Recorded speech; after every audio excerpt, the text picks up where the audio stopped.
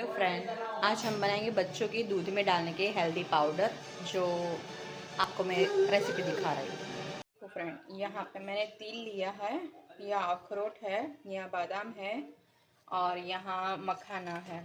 इन सबको पीस के एक पाउडर बनाना है और थोड़ी सी मिठास के लिए मैंने बड़ी वाली खड़ी शक्कर ली है, जिससे बच्चों को कोई प्रॉब्लम नहीं हो सकता। देखो, આવી રીતે છે ને એને મિક્સરમાં એ કરી દેવાનું છે પાવડર ફોર્મ।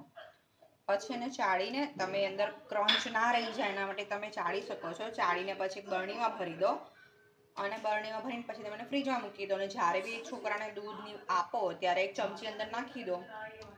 સો હેલ્ધી।